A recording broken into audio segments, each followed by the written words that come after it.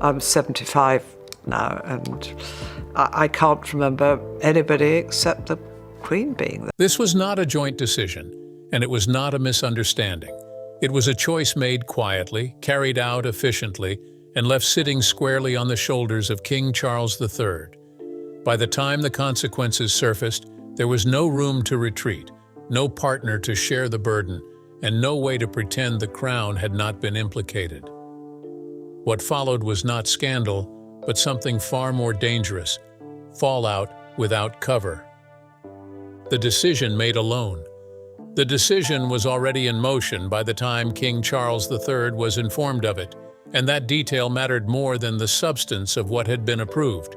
Inside the monarchy, timing is authority, and actions that precede consultation are never accidental. They are declarations, whether intended or not. The authorization had been processed quietly through an internal channel that did not require joint sign-off, public justification, or ceremonial framing.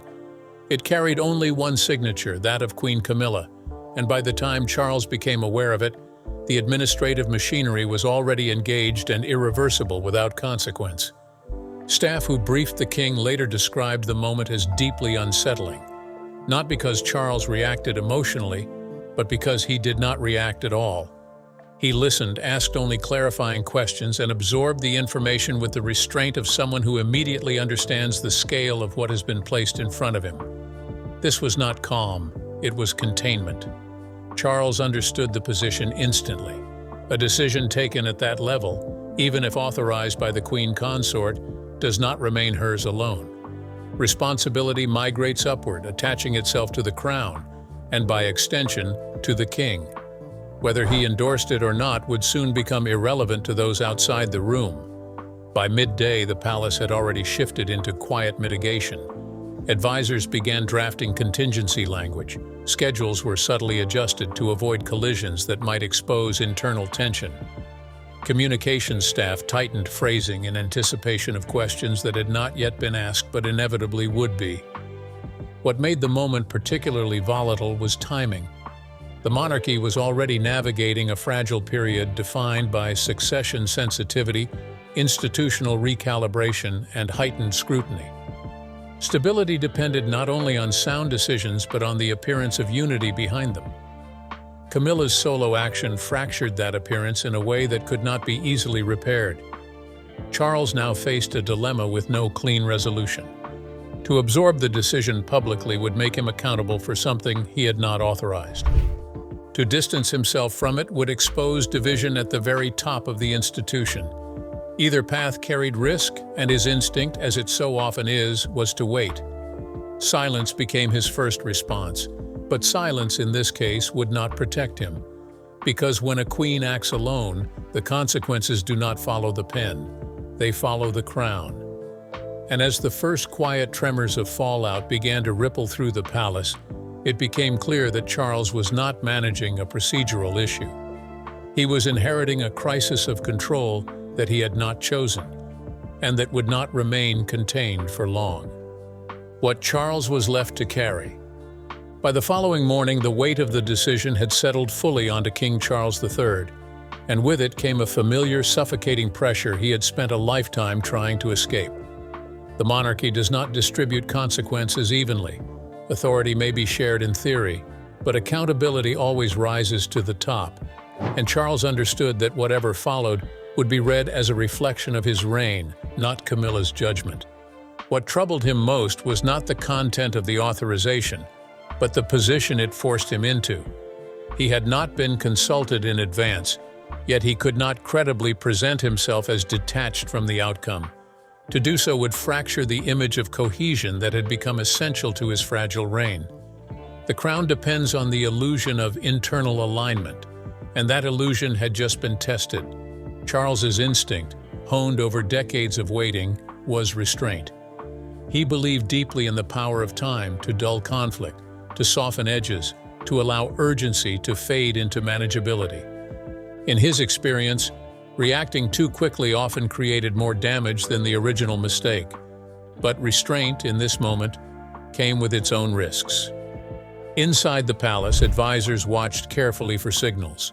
They waited for a directive, a clarification, a line of language they could anchor themselves to. None came.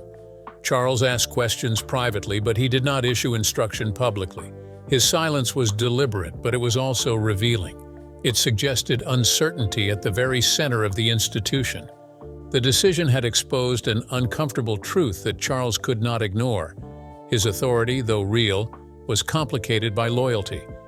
Camilla was not simply a consort, she was his partner, his shield through years of hostility, the figure who had steadied him when the crown once felt unreachable. Publicly correcting her would feel like betrayal. Privately distancing himself from her decision would feel like weakness. He chose neither. Instead, he absorbed. That absorption came at a cost. Advisors began framing the fallout in language designed to protect the king, but language can only do so much when clarity is absent. Every hour that passed without direction widened the space for speculation, internally, if not yet externally. The palace is acutely sensitive to vacuums, and this one was growing. Charles was also aware of another presence looming over the situation, though it remained unspoken in his immediate circle. Prince William was watching. William's role in this chapter of the monarchy is unofficial but unavoidable. His authority is anticipatory, not ceremonial, yet it shapes behavior in ways that are increasingly difficult to ignore. Charles understood that how he handled this moment would be read not only by staff and observers, but by his heir. That awareness sharpened the dilemma. Any move Charles made would either reinforce William's confidence in the current leadership or confirm his suspicion that the institution was still vulnerable to unilateral instinct. Charles did not want this decision to become a marker in the quiet ledger William keeps of trust and reliability. Yet by doing nothing, he was already writing an entry. Privately, Charles wrestled with the same conflict that has defined much of his life, the tension between emotional loyalty and institutional duty. As prince, he had lived under the shadow of a monarch who rarely wavered and never explained. As king, he now found himself facing a different challenge, one where explanation felt necessary but perilous. Camilla's decision had not been reckless. He knew that. It had been reasoned, deliberate, and rooted in her belief that controlled engagement is preferable to absolute exclusion. Charles shared some of that instinct. He has always believed in dialogue, in gradual adjustment, in evolution rather than rupture. That shared philosophy made it harder to draw a firm line. But kings are not judged by understanding alone. They're judged by outcomes. By the end of the week, Charles could feel the strain spreading outward. Conversations with advisors became more cautious. Language grew more hedged. Even routine decisions seemed to carry an added layer of scrutiny, as though everyone was waiting to see whether this was an isolated misalignment or the beginning of a pattern. The most unsettling realization for Charles was that the fallout was no longer confined to Camilla's action. It had become a test of his leadership. Not in the dramatic headline-grabbing sense, but in the quiet internal calculus that determines whether a reign feels controlled or reactive. He knew he would eventually have to speak, if not publicly, then institutionally. Silence could buy time, but it could not buy clarity. And clarity, once delayed too long, has a way of arriving on its own terms. Charles remained outwardly composed, but inwardly he understood the gravity of what had been placed on his shoulders. He was carrying not just a decision he had not made, but the implications of allowing it to stand without visible ownership. This was the inheritance of his reign, not the drama of scandal, but the slow accumulation of moments where authority is tested quietly and remembered long after the noise fades. And as the palace continued to recalibrate around his silence, one thing became increasingly clear. This was no longer about Camilla's solo decision. It was about whether Charles could reassert control without tearing at the bonds that hold the monarchy together. That question would not wait forever for an answer. The palace reacts. The palace reacted the way it always does when something has gone wrong at the top but has not yet been acknowledged aloud. It did not panic, and it did not confront. Instead, it tightened its internal posture, recalibrated its habits, and waited for clarity that did not immediately arrive. There were no emergency meetings announced and no visible flurry of activity that could be photographed or overheard. The response unfolded in subtler ways. Emails became shorter and more carefully worded. Verbal briefings replaced written ones. Decisions that might once have moved easily between households were suddenly routed through narrower corridors, often slowed by additional layers of review that no one openly questioned. This was not confusion. It was institutional self-preservation. By the second day after the decision became known internally, staff across multiple offices understood that the problem was no longer Camilla's action itself. The problem was the silence that followed. King Charles III had not clarified his position, and in the absence of clarity, people began protecting themselves.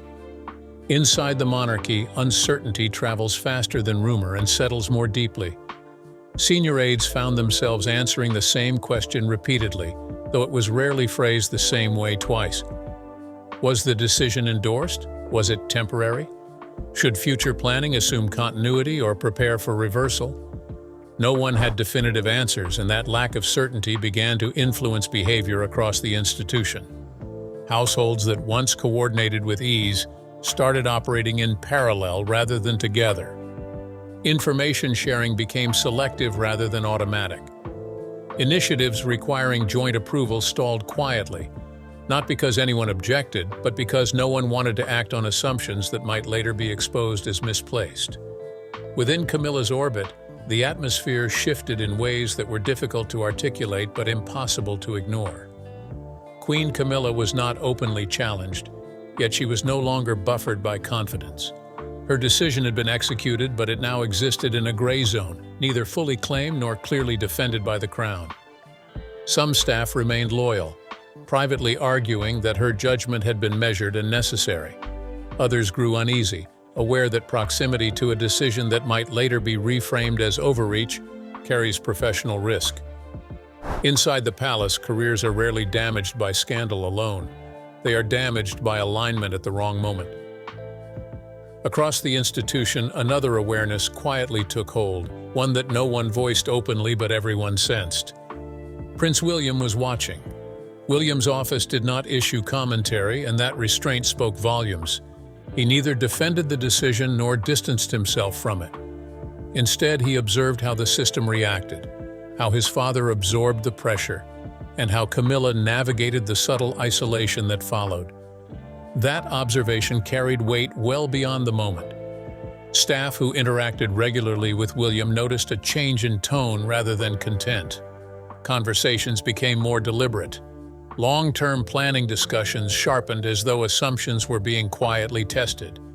William did not intervene, but his presence loomed over the recalibration, a reminder that future authority already shapes present behavior. Inside the palace, the decision exposed something deeply unsettling. The monarchy depends not only on hierarchy, but on the perception that those at the summit move in concert. When that perception falters, even briefly, the machinery beneath it begins to grind rather than glide. Advisors attempted to restore equilibrium through process. They urged patience, careful language, and internal reassurance. They spoke of weathering the moment and allowing time to absorb the shock.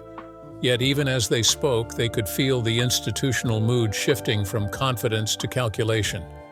This was no longer about whether Camilla had been right or wrong. It had become a test of whether Charles would assert ownership over the decision or allow it to linger unresolved. Each day without resolution deepened the sense that authority was being examined quietly rather than challenged openly. The most destabilizing effect was psychological. People began asking themselves, who truly set direction now? Was the center of gravity still firmly with the king, or was it drifting by default toward the future reign? These questions were practical rather than ideological, and they influenced how staff positioned themselves and where they placed their trust. Camilla, acutely sensitive to atmosphere, felt the change. She had expected resistance or even confrontation. What she encountered instead was distance. Invitations continued, but influence thinned. Conversations occurred, but decisions were finalized elsewhere. The institution was not punishing her. It was insulating itself. For Charles, this reaction was perhaps the most painful consequence. His silence, intended as a stabilizing pause, had become a catalyst for uncertainty. By trying to hold the institution together through restraint, he had allowed doubt to take root, and doubt is notoriously difficult to remove once embedded. By the end of the week, the palace remained outwardly calm. Schedules held, engagements proceeded. The public face of the monarchy stayed composed. Beneath that surface, however, a quiet reckoning was underway, reshaping how authority would be interpreted long after this moment passed. The palace had reacted not with panic, but with adaptation. And in that adaptation lay a warning. The institution was preparing itself for a future in which clarity might no longer flow automatically from the crown, but from those already positioning themselves to inherit it. William watches. From the moment the decision became known inside the palace, Prince William did exactly what those closest to him expected. He did not react publicly, and he did not intervene privately. Instead, he watched with the kind of focused stillness that has become his defining response to institutional stress. William has learned that moments like this reveal more through behavior than through explanation, and he has spent years studying how power behaves when it is quietly tested. Camilla's solo decision was not, in William's mind, the central issue. The issue was how his father absorbed it. King Charles III did not immediately assert ownership, nor did he visibly correct the action. What William observed was hesitation, and hesitation at the center of a monarchy creates a vacuum. Vacuums do not remain empty. They invite compensation, adjustment, and eventually redistribution of influence. William noticed the same signs others noticed, but he interpreted them differently. Where staff sensed uncertainty, William saw a system beginning to protect itself. Briefings narrowed. Decision-making slowed. Conversations that once flowed easily across households began occurring in smaller, more guarded settings. To William, this was not dysfunction. It was adaptation to weakened clarity. He did not view Camilla's action as reckless, but he did see it as symptomatic. It confirmed a concern he had carried quietly for some time, that the current structure still allowed instinct to override coordination at moments when discipline mattered most. That realization did not anger him. It sharpened him. Privately, William began reassessing assumptions he had long held about transition. He had believed that alignment between present and future leadership, once established, would hold unless openly challenged. He now understood that alignment could erode without confrontation, softened by good intentions and justified afterward as pragmatism. What troubled him most was not Camilla's confidence in her judgment, but his father's reluctance to immediately frame the decision. William respects Charles deeply, but respect does not prevent him from recognizing patterns. The pattern he recognized was one he knew well. Loyalty prioritized over clarity, harmony preserved even when it risks ambiguity, difficult lines deferred rather than drawn. William has always believed ambiguity is the monarchy's most corrosive force. It breeds speculation, invites manipulation, and weakens authority long before any public crisis appears. Watching this moment unfold confirmed his belief that ambiguity, once tolerated, becomes institutional habit. He did not confront his father. He understood that confrontation would force Charles into a defensive posture and potentially deepen the divide. Instead, William adjusted his own position within the system. Those adjustments were subtle, but they were decisive. His advisory circle tightened. He relied more heavily on individuals whose instincts aligned with his emphasis on structure, containment, and long-term risk reduction. Planning discussions became more disciplined and less tolerant of hypothetical compromise. William was no longer planning solely for succession. He was planning for stabilization. Staff noticed the shift immediately. Meetings involving William grew more focused and more outcome-driven. Conversations moved quickly from intention to consequence. There was a growing sense that he was no longer assuming stability as a given, but actively designing it. William also observed how others reacted to his silence. He took note of who sought reassurance, who attempted to hedge, and who quietly repositioned themselves. These observations were not emotional, they were strategic. William understands that loyalty reveals itself most clearly under uncertainty. He neither defended Camilla nor criticized her. That restraint was intentional. Defense would imply endorsement. Criticism would expose division prematurely.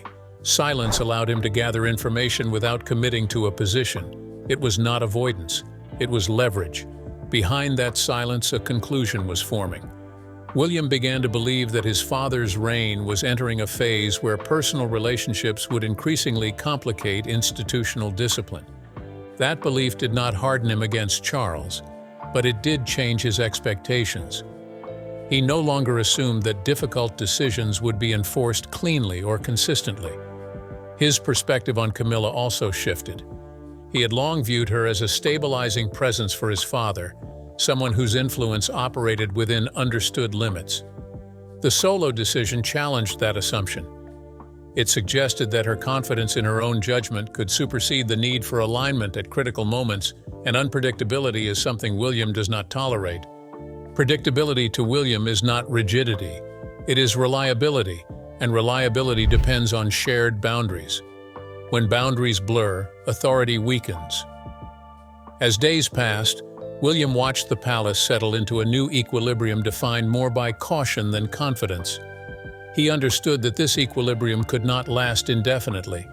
Either clarity would be restored from the top, or the institution would continue compensating in ways that subtly shifted power toward those already preparing for the future.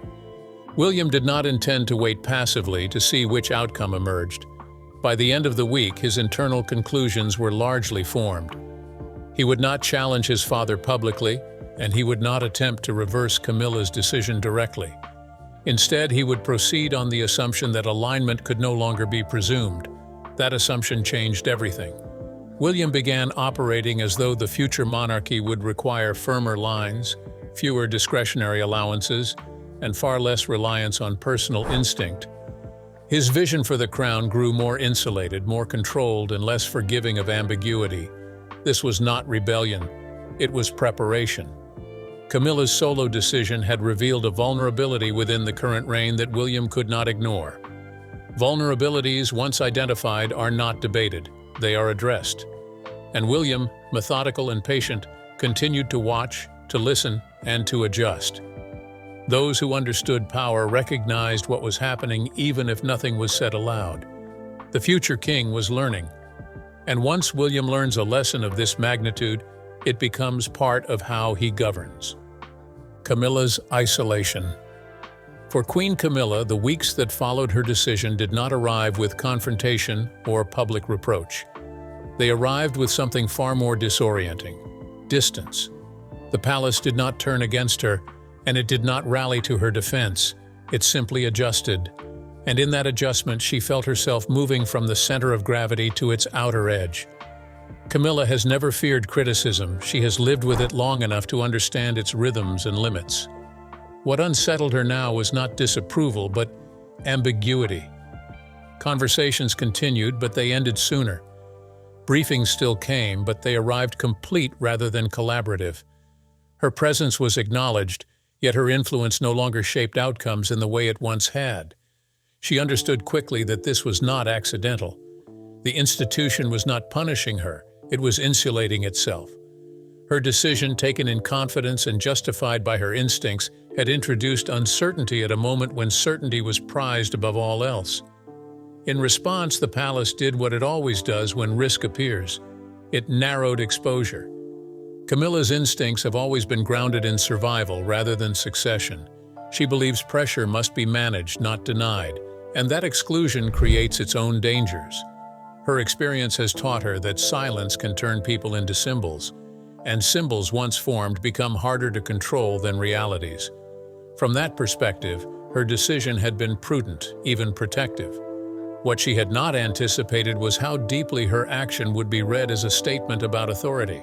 She had not intended to challenge alignment only to prevent future escalation. Yet intention matters far less than perception inside the monarchy, and perception had shifted decisively. Her relationship with King Charles III remained outwardly unchanged, but Camilla sensed the strain beneath the surface. Charles was careful with his words, measured in his responses, and increasingly absorbed in managing the institution's mood. She could feel that her decision had placed him in a position he resented, even if he did not voice it. Charles's silence, once reassuring, now felt like a boundary she could not cross. He did not defend her publicly, but neither did he distance himself from her privately. That balance left Camilla exposed in a way she had not experienced before. She was accustomed to criticism from the outside, not uncertainty from within. The most painful realization was that she could not undo what had been done. Even if the decision were quietly reversed, the lesson it had taught would remain. She had acted independently at a moment when unity was essential, and the institution had responded by recalibrating around her rather than with her. Camilla attempted repair in the only way she knew how. She softened her approach, sought reassurance indirectly, and made clear that she was open to recalibration. These gestures were received politely, but they did not restore what had shifted. Alignment, once questioned, does not reassert itself through courtesy. Her isolation was not dramatic, but it was unmistakable. She found herself informed rather than consulted, present rather than influential. The palace continued to function smoothly, but it no longer relied on her instincts as a stabilizing force. She had become, in institutional terms, a variable. That status troubled her deeply. Camilla has always understood the monarchy as an organism that survives through adaptation. To be recast as a risk rather than a resource was a profound blow, not only to her standing, but to her sense of purpose. She had believed she was acting in service of continuity. The response suggested the institution no longer trusted her definition of it. She was also acutely aware of the unspoken presence shaping this recalibration. Prince William had not confronted her, nor had he sought reconciliation. His silence was measured and deliberate, and Camilla understood its meaning all too well. He was not waiting for explanation. He was drawing conclusions. William's approach to authority is fundamentally different from her own. Where she believes in flexibility, he believes in boundaries. Where she seeks to manage pressure, he seeks to eliminate it. Their philosophies had coexisted uneasily for years, buffered by Charles's mediating presence. Her solo decision removed that buffer. Camilla began to see that her isolation was not temporary. It was structural. The future monarchy was taking shape without her instincts at its core, and there was little she could do to alter that trajectory. Apologies would not help because the issue was not offense. Explanations would not help because the issue was not misunderstanding. The issue was trust.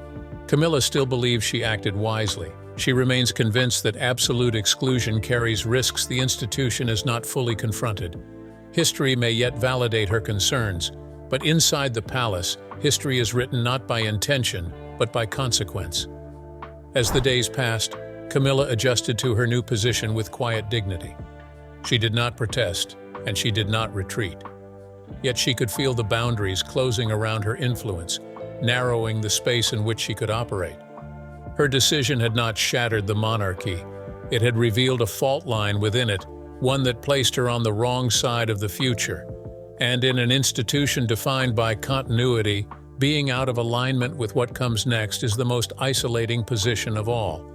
Camilla understood that now, and understanding, in this case, arrived too late to change the outcome. The crown pays the price. By the time the monarchy settled into its new rhythm, the original decision had almost disappeared from conversation. It no longer needed to be discussed because its consequences were already embedded in the way the institution functioned.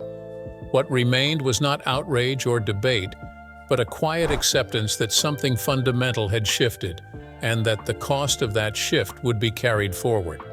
For King Charles III, this realization arrived slowly and painfully. He had hoped that time would dull the impact, that silence would allow the moment to pass without leaving a permanent mark. Instead, time clarified what silence had obscured. The institution had adapted around his restraint, not because it rejected his authority, but because it could not wait indefinitely for direction. Charles began to understand that the fallout he faced was not reputational, at least not yet.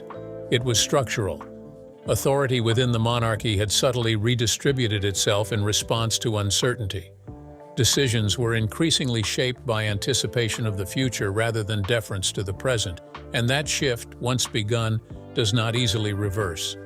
He felt this most acutely in the narrowing of his own role, not in public duties, which continued as scheduled and carefully choreographed, but in the internal calculus of influence. His words still mattered, but they were weighed differently now, measured against the likelihood of future alignment rather than accepted as final. This was the price of allowing ambiguity to linger. Charles has always believed in the power of gradual change, in the idea that institutions evolve best when pushed gently rather than forced. That belief had served him well for much of his life. As king, however, he was discovering its limitations. Gradualism requires a shared understanding of direction, and that understanding had fractured. The most sobering consequence was the realization that his silence had been interpreted not as strength, but as indecision. Inside the palace, indecision invites contingency planning. It encourages people to look beyond the present moment and toward the next phase of authority. Charles could feel that forward gaze settling elsewhere. For Prince William, the fallout confirmed instincts he had already been refining. He did not gloat, and he did not exploit the moment overtly. Instead, he absorbed its lessons and incorporated them into his vision for the future.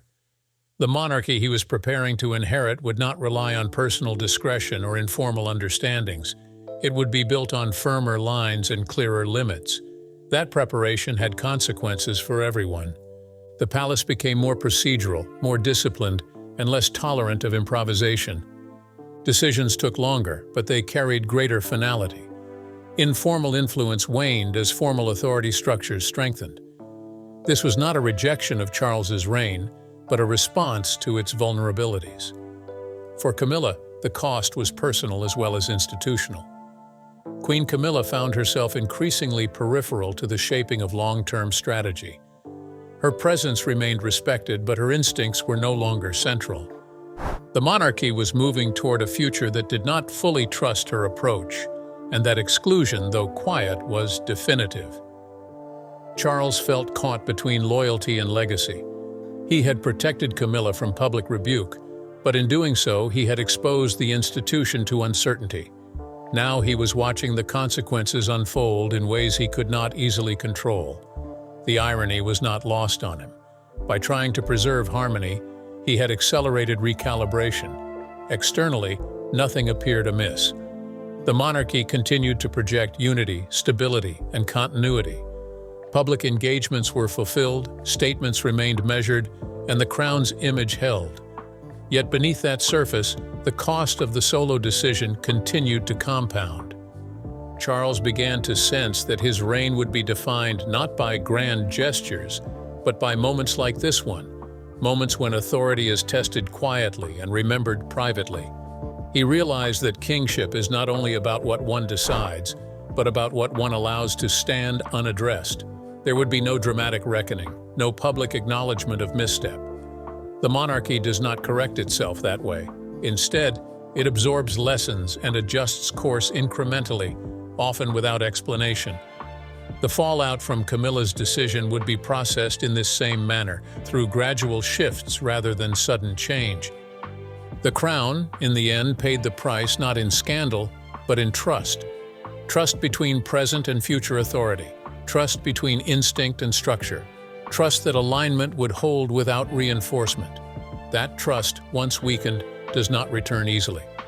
Charles understood that now. He could feel the institution moving forward with a cautious distance, respectful but no longer reliant. He remained king, but the crown was already preparing itself for what comes next, and that preparation carried its own momentum. This was the quiet consequence of a decision made alone. It reshaped relationships, recalibrated authority, and altered the internal balance of the monarchy without ever demanding public attention. Years from now, historians may struggle to pinpoint the moment when this shift began. There will be no headline or ceremony to mark it. But inside the palace, those who lived through it will remember clearly. They will remember the silence, the recalibration, and the moment the crown began to harden against uncertainty. That is the true fallout King Charles faces. Not the loss of control in a single moment, but the enduring knowledge that control, once questioned, must be re-earned every day that follows. Moments like this never end cleanly. They linger, reshape power, and define what comes next. If you want to understand how quiet decisions redraw the monarchy long before the public notices, stay with this story. Subscribe, follow, and join the conversation. New chapters are unfolding behind closed doors, and the consequences will surface sooner than anyone expects. Watch closely, because the crown always remembers who stayed silent.